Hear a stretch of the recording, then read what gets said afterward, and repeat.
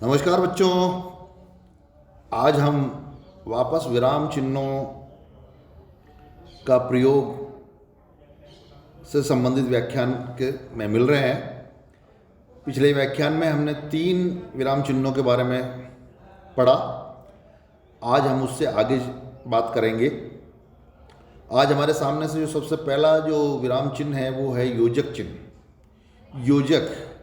योजक का मतलब होता है जोड़ने वाला चिन्ह, और इसका जो चिन्ह है वो एक आड़ी रेखा, जब 2 शब्दों के मध्य आड़ी रेखा, जैसे हमने समास पढ़ाते समय आप लोगों को द्वंद्व समास में जब दोनों पदों के बीच में जो बीच की रेखा होती है, जैसे राजा, फिर हल्की सी रेखा, फिर रानी, माता, फिर पिता, तो वो वाली रेखा यहाँ पर योजक चिन्ह कहलाती है। योजक चिन्ह यानी जोड़ने वाला चिन्ह। और ये जोड़ने वाला जो चिन्ह है ये भी हिंदी में काम में लिया जाता है। और ये चिन्ह किन किन जगह पर लगता है वो आज हम समझते हैं। कि जब एक ही संज्ञा किसी वाक्य में 2 बार आती है, किसी वाक्य में जब एक ही संज्ञा 2 बार आती है तो उनके बीच में योजक चिन्ह लगता है।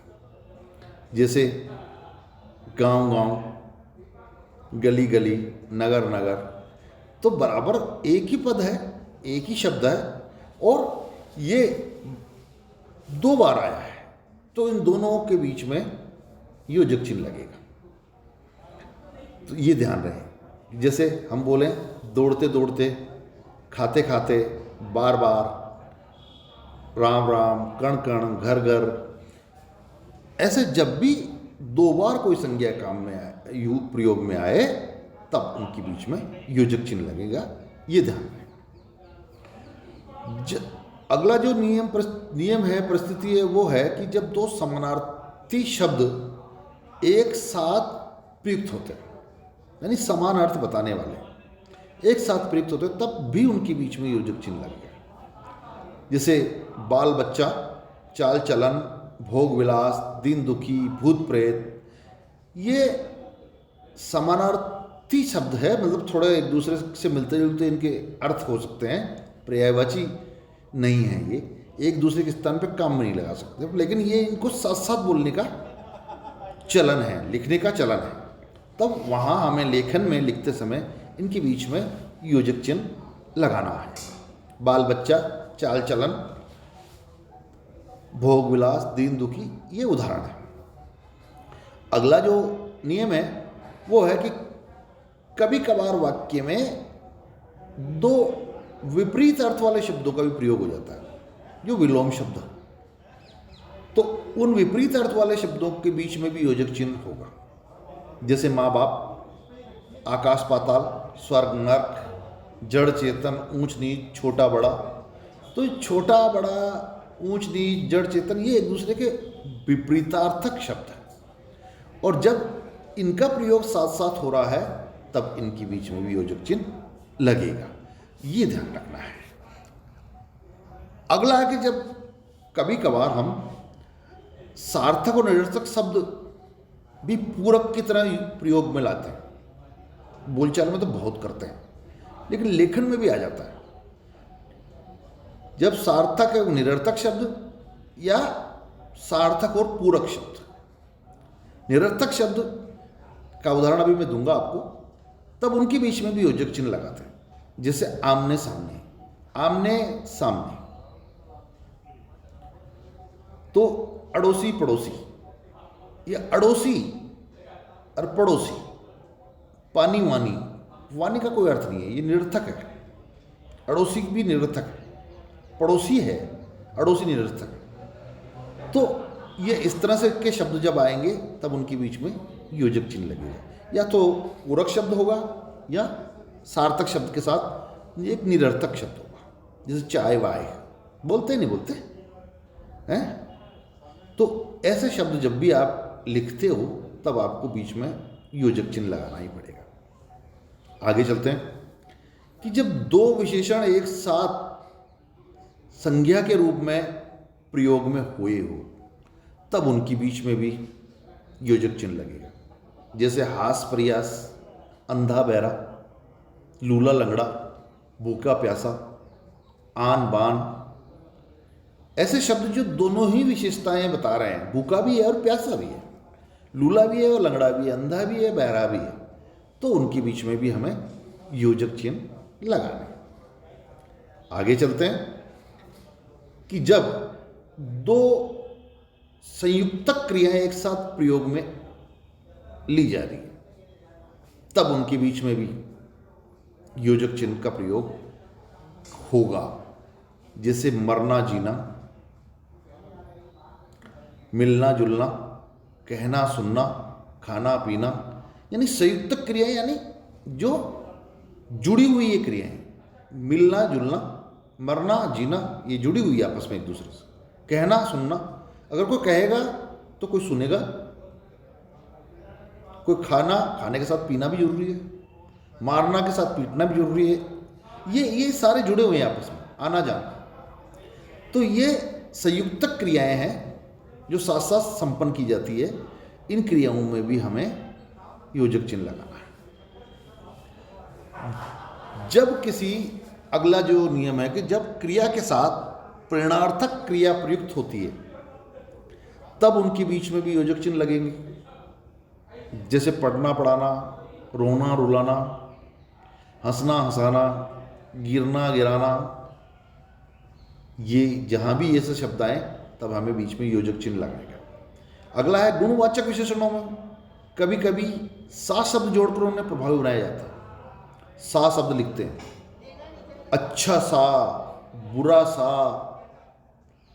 बड़ा सा, लिखते हैं ना, बड़ा सा मकान बनाऊंगा, मेरा ये सपना है कि मैं बड़ा सा मकान बनाऊंगा, तो बड़ा और सा के बीच में भी योजक चिन्ह लगेगा। अच्छा सा, तो जहां भी सा शब्द के साथ जोड़कर उनको प्रभावी बनाते हैं हम, वहां उस विशेषण और सा शब्द के बीच में योजक चिन्ह लगेगा। अगला जो बिंदु है योजक चिन्ह का, जब किसी वाक्य में अनिश्चित संख्यावाचक विशेषणों के साथ सा, सी, से आदि प्रत्यय जोड़े जाते हैं तो उनके बीच में भी योजक चिन्ह लगेंगे। अनिश्चित संख्यावाचक यानी बहुत से लोग, वहां पर बहुत से लोग आ गए थे, अधिक से अधिक काम, बहुत सा धन, जरा सी बात, यानी यहां पर निश्चित संख्या नहीं है, या तो बहुत है या जरा सी है या अधिक है, अनिश्चित है। और से लगा दिया, सा भी आ सकता है, थोड़ा सा, कितना सा कोई मापदंड नहीं है, थोड़ा सा भी आ जाएगा। तो बहुत से लोग, से का उदाहरण तो है ही, अधिक से अधिक है, बहुत सा धन, जरा सी बात, ये सारे के सारे उदाहरण सा से सी के हैं। तो उस विशेषण, संख्यावाचक विशेषण के बीच में और सा से सी के बीच में भी योजक चिन्ह लगेगा। अब चलते हैं कि ये तो अनिश्चयवाचक संख्या विशेषण हुए। जब निश्चित संख्यावाचक विशेषण आए कि दो पद एक साथ हो, निश्चित संख्यावाचक विशेषणों के दो पद एक साथ हो, तब उनके बीच में भी योजक चिन्ह लगेगा। जैसे 2, 4, 10, 12, कहते कितने दूंगा आपको सामान, कोई दुकानदार से पूछा 10-12 बल्ब दे दीजिए, 15-20 लोग आज खाने पे आएंगे, 150 रुपये हो तो मुझे दे दीजिए। ये तो जहाँ पर भी निश्चित संख्यावाचक विशेषण हो और वो दो पद एक साथ प्रयोग में हो तो दोनों पदों के बीच में योजक चिन्ह लगेगा।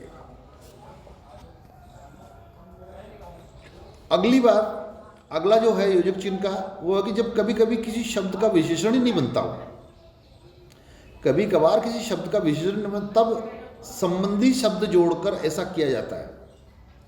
संबंधी शब्द, तो उनके मध्य योजक चिन्ह लगता है। कभी कभार नहीं बनता विशेषण, घर संबंधी, धन संबंधी, जल संबंधी, ऑफिस संबंधी, ये घर और संबंधी, धन और संबंधी के बीच में भी योजक चिन्ह अवश्य रूप से लगे। अगला बिंदु है जब दो शब्दों के मध्य का की के कारक लुप्त हो जाते हैं, तब उनके मध्य योजक चिन्ह लगाया जाता है। जैसे रावण वध,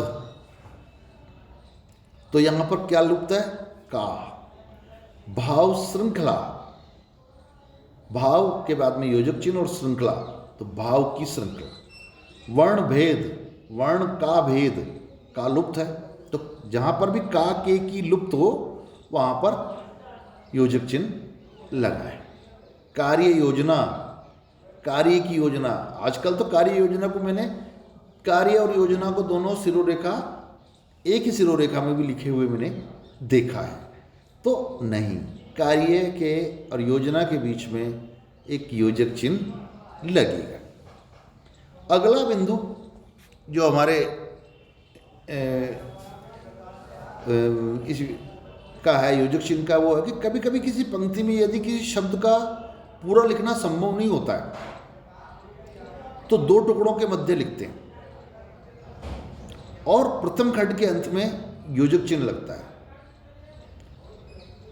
जैसे जन जीवन, नवजीवन, धर्मावलंबी, अधिकरण, पर्यायवाची आदि।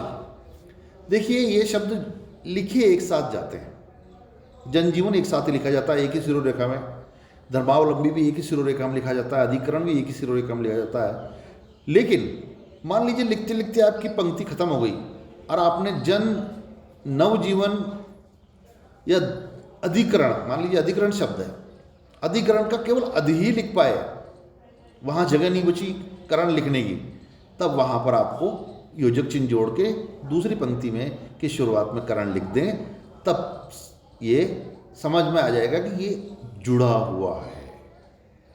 समझ में आई ये बात कि कभी कभार हम लिखते लिखते किसी लंबे शब्द को का एक ही टुकड़ा हम लिख पाते हैं, तब वहाँ पर उस एक टुकड़े के बाद में हम योजक चिन्ह लगा दें और दूसरा टुकड़ा दूसरी पंक्ति में लिख दें। उससे ये स्पष्ट हो जाएगा कि ये दोनों जो शब्दांश हैं ये आपस में जुड़े हुए हैं, इनको जोड़कर ही पढ़ा जाए।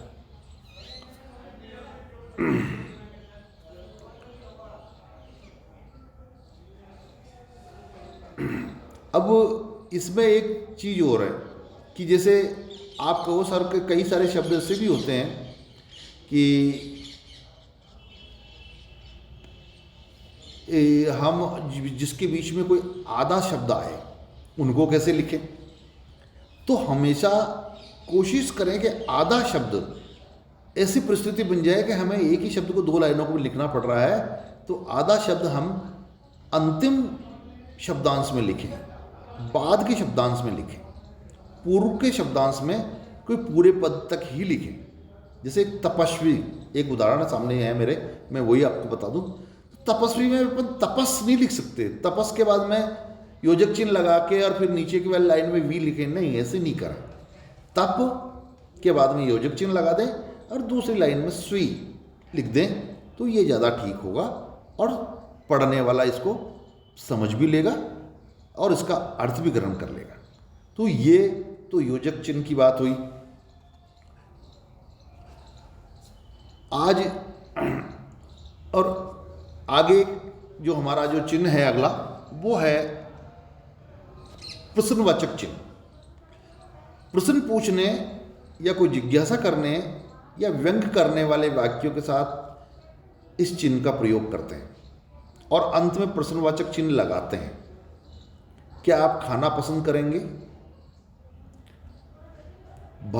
भारत की राजधानी क्या है?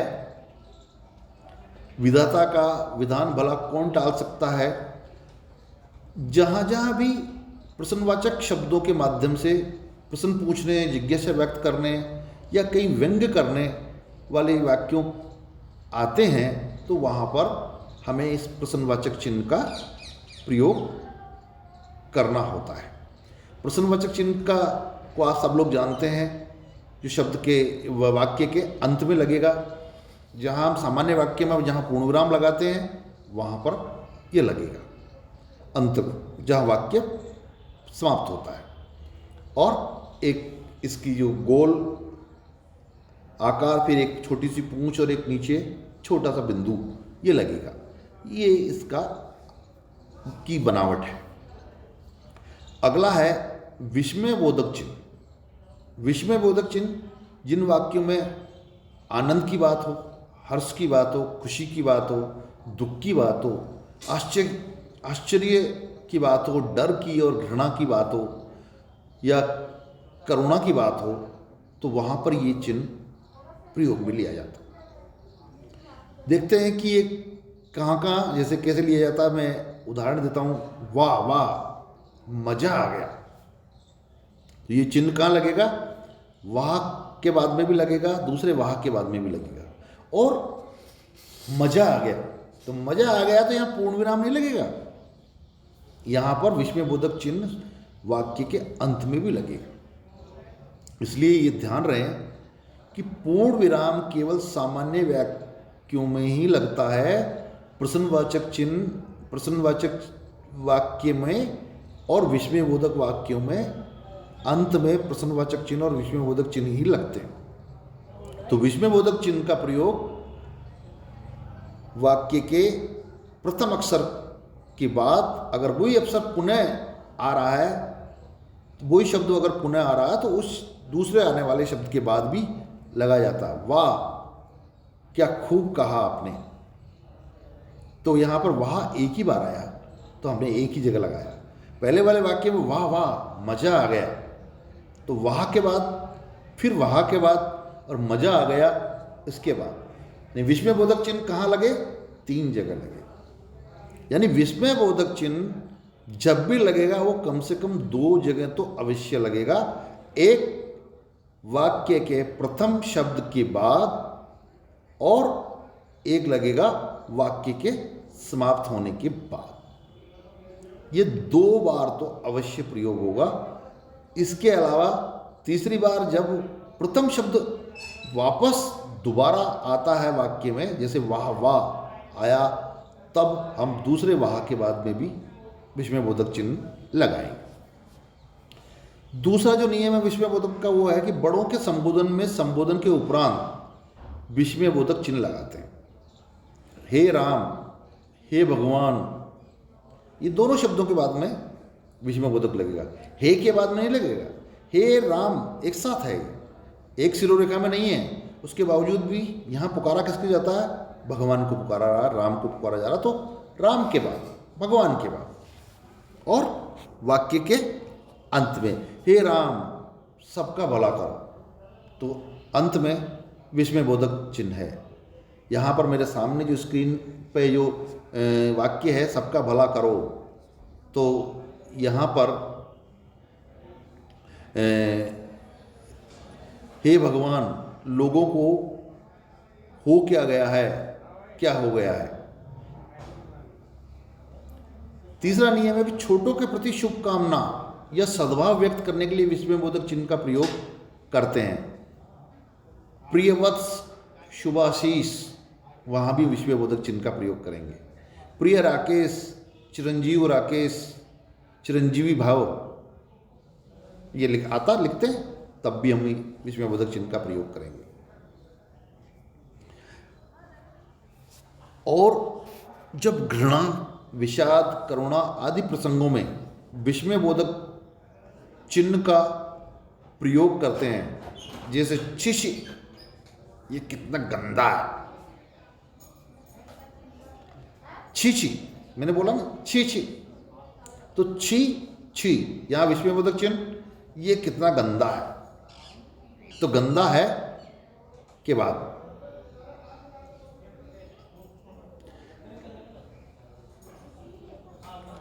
लेकिन एक बात मैं आपको बता दूं कि यहां पर अंत में पूर्ण विराम आएगा, ये कितना गंदा है, छी छी, क्योंकि घृणा, विषाद और करुणा, यहां केवल विस्मय बोधक वाक्य अगर होगा, पर ही हर्ष व्यक्त करने का वाले वाक्य में विस्मयबोधक चिन्ह वाक्य के प्रथम वाक्य और वाक्य को उपरांत लगता है, केवल एक ही जगह अंत में लगेगा। वरना बड़ों के संबोधन में वहाँ पूर्ण विराम लगेगा, अंत में बड़ों के संबोधन के उपरांत विस्मयबोधक चिन्ह लगाते हैं। संबोधन के उपरांत तो लगेगा, लेकिन वाक्य के अंत में पूर्ण विराम लगेगा। छोटों के प्रति जहाँ शुभकामना है या सद्भावना व्यक्त करनी है,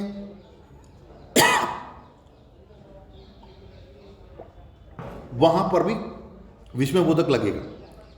घृणा, विषाद, करुणा आदि प्रसंगों में भी विस्मयबोधक लगेगा, लेकिन वाक्य जहाँ समाप्त होगा वहाँ पर पूर्ण विराम ही लगेगा, क्योंकि वो विस्मयबोधक वाक्य नहीं है।